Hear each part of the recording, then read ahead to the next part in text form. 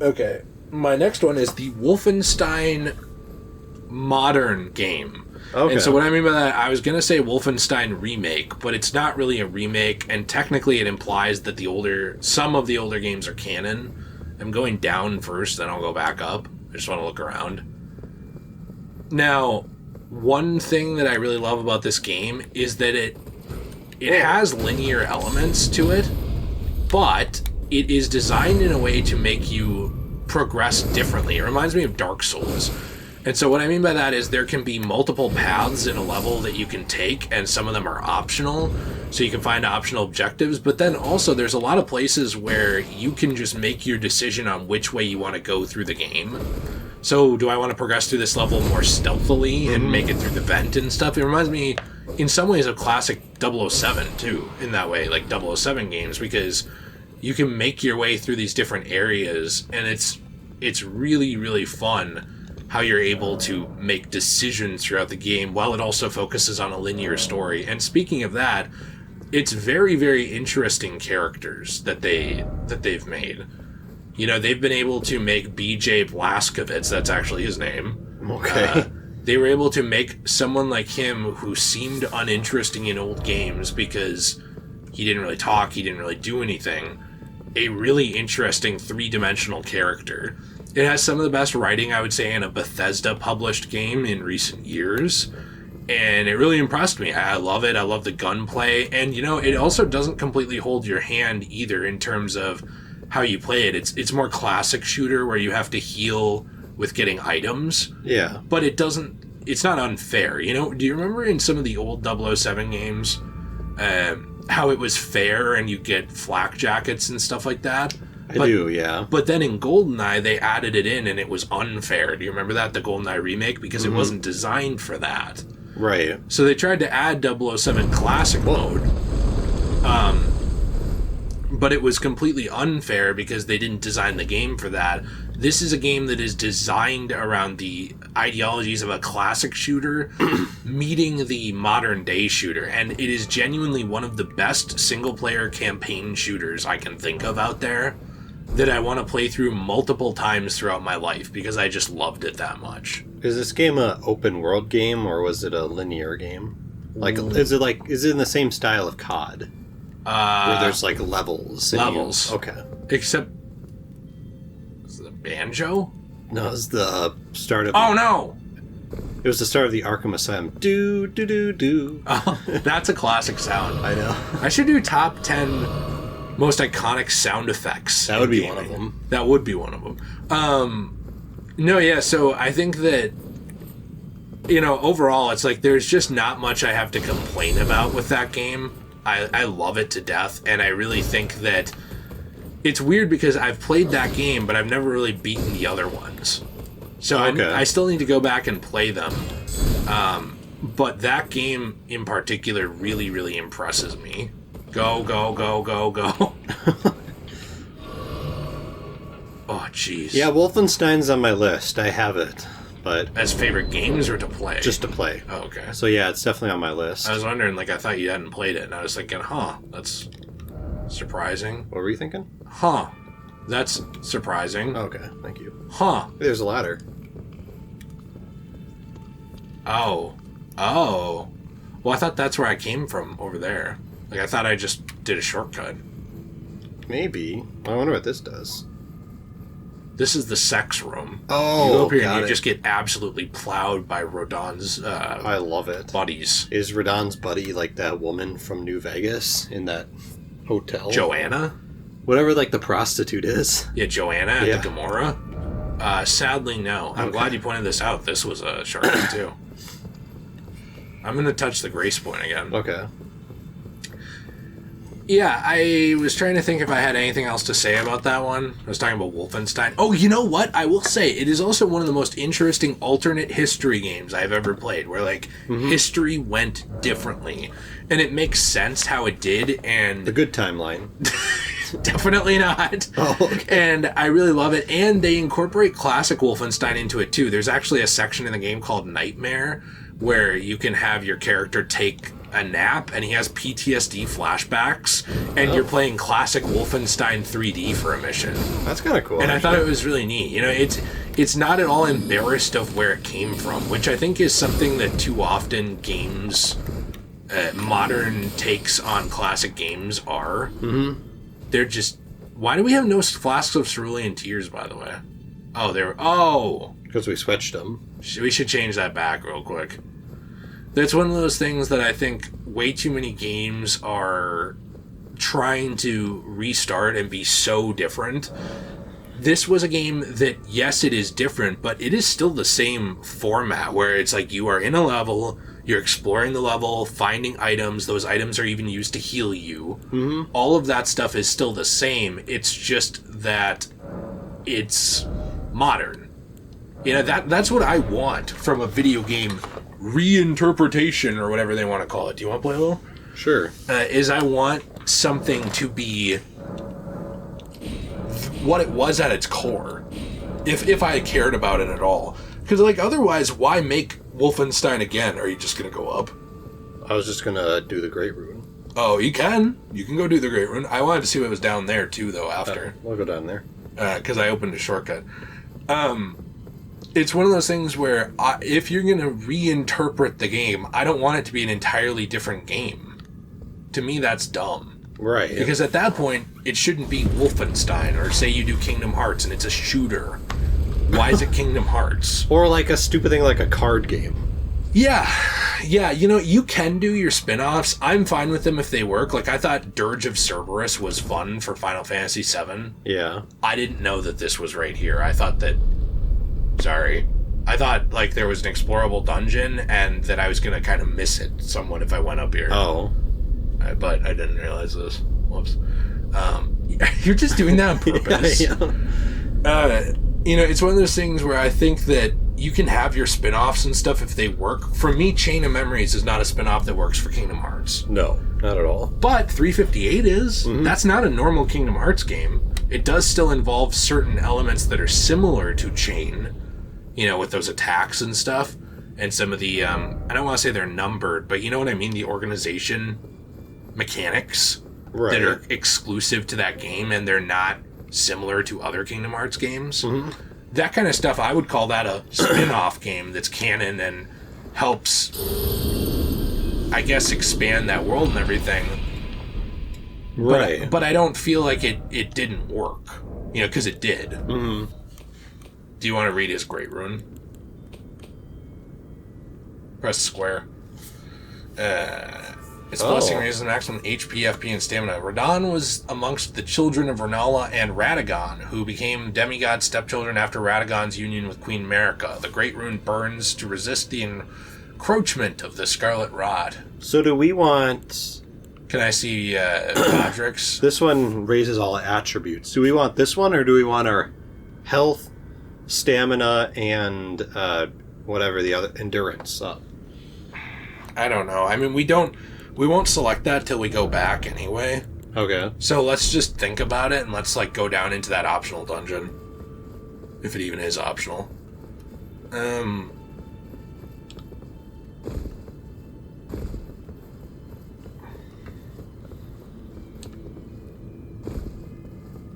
A lot of people say that the best one is Godric's. Oh, really? Yeah. Okay. Well, then maybe we'll just keep Godric's then. Yeah. That's interesting. Yeah, they say that's the best. I don't know. Do you get what I mean, though, about, like, a reinterpretation? If it was a spin-off or something like Wolfenstein, the card game, maybe that works as a spin-off. I don't know. It doesn't sound like it would.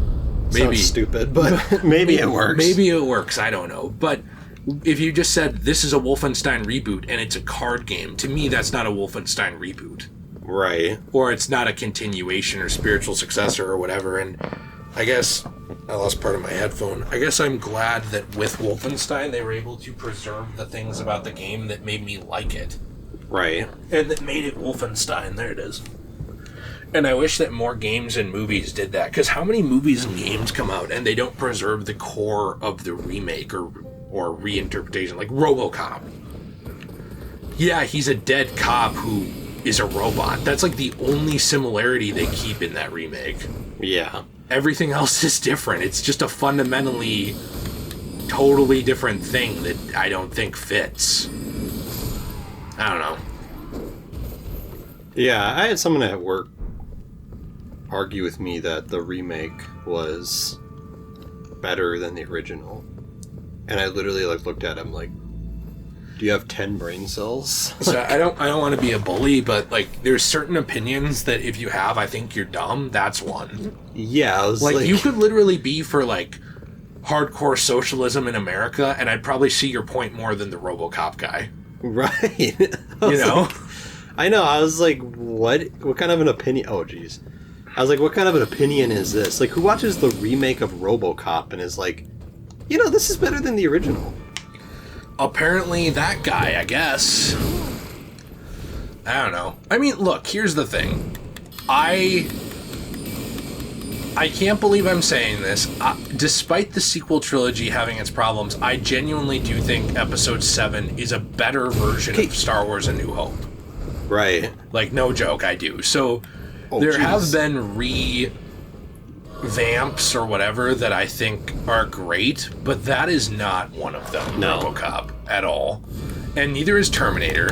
That franchise also really suffers from trying to outdo itself in its previous entries and not even being able to land at the same spot. Right. I guess it's just a shame when that happens. Especially when it abandons what it used to be. Like, RoboCop abandoned a good portion of its DNA. It really was a parody type thing, and also it was a serious movie that was also about trauma and about a dystopian world and stuff like that. And I feel like they lost almost all of that in the remake. Yeah. Where they kind of just ditched all of those heavy-hitting themes and things that made the original memorable. Even those commercials. Yeah, those are hilarious. Those commercials in 1 and 2 are very memorable parodies of stuff. And there's nothing in the remake that I remember, except for the action scene in the warehouse that I thought was cool. Mm-hmm. That was neat. Still no item. But I don't know. Yeah, I just found that a bad take, to be honest. My action scene? You're dead. What? How? I don't know. Yeah, you find me liking the action scene to be a bad take? No, I find liking the remake better than the original a bad take. I kind of find liking the remake to be a bad take, but if you like it, that's fine. I'm not here to police your interest. But yeah. Hey, nice RoboCop joke. Thanks. I do have one, which is... by the way, why do we never talk to Melania anymore? She's just never around. Yeah, I don't know. Huh. So my next one that I have is Halo 1. Okay.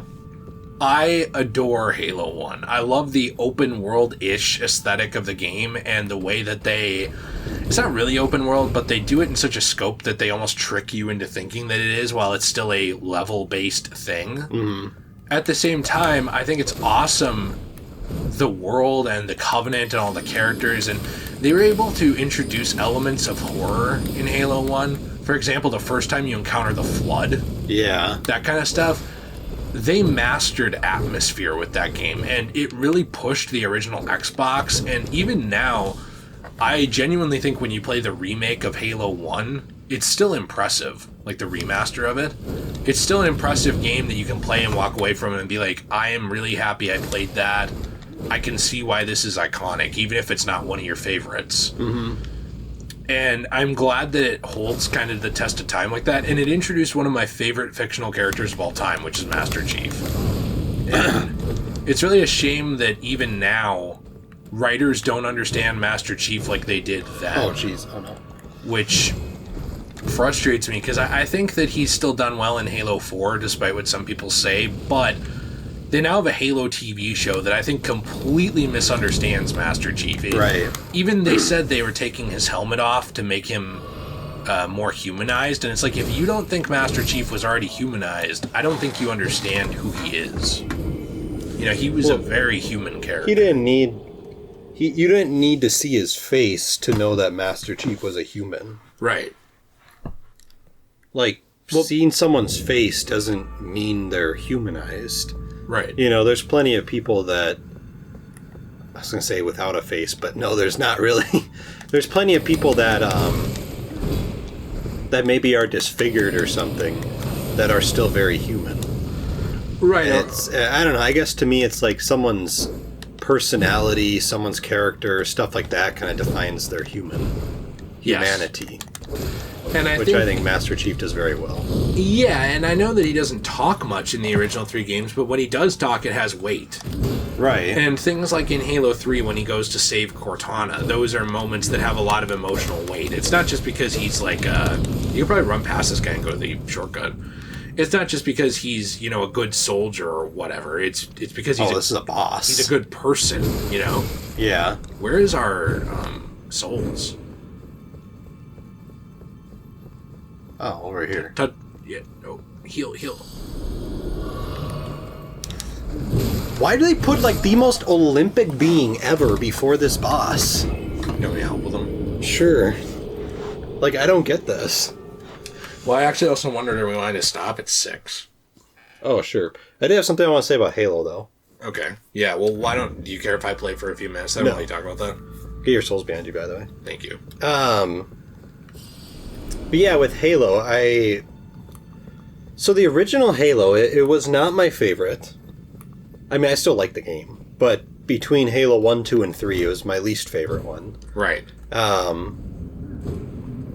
guess my only Godskin Apostle... He seems kind of cool, actually. I guess my only, like, real complaint with the game was... Are we sure we're supposed to be here? I don't know. Was what? My only real complaint with the game was... this is kind of scary. Some of the levels, just to me... Yeah, I don't think we're supposed to be here. Look how little that did. Some of the levels just seem too repetitive for me. And I didn't get that feeling in Halo 2 or Halo 3. No, I understand. There's a lot of, like, reused environments. But I honestly think that works with where you are. Because you are in this massive... installation. I mean, that's what it is. And obviously there's going to be a lot of, like, the building stuff that's pretty similar to other building stuff. Mm-hmm. I don't know if that made any sense. It does make sense. I guess my only thing was, like, there was a level I remember where you're on this bridge, and not PewDiePie's bridge, but you're on this bridge. And I remember there was a level later on, and you are literally on the exact same bridge. Right. And to me, it was just kind of like, you couldn't have switched it up even a little bit. Like I can tell the developers literally took that bridge skin and, like, just cut it out of that level, placed it in a different level, and were like, there we go. Yeah. And there was a lot, not just like that bridge, but there was a lot of hallways, there was a lot of ramps and stuff like that to me just kind of felt like overused. I don't know if we're supposed to be here yet, by the way. I don't know. I agree with you. I think that it is a game that reuses a lot of its own stuff. Yeah. And I think that it really is a product of its time, but I love it for what it is, and I think that it is a really great game. And I think that the characters they introduced that would go on to become so iconic, and I think that the experience overall of what they were able to do and make with that really impresses me, especially with the original technology they did. And yes, there are, like, parts of it that are very repetitive. I do agree with that, but I still think it's one of the best modern shooters. Yeah, it was great. All 3 of those games, I think they have, like, especially Halo 1, 2, and 3, I genuinely think they have some of the best modern shooter campaigns ever. Mm-hmm. Like, since, like, the year 2000, if I were to make a list of, like, the top 40 or 50 shooters, I know all 3 of those would be in it. Right. I mean, I guess even if I was to make a list of the top 25, they'd all 3 be in it. Yeah. For single-player shooters.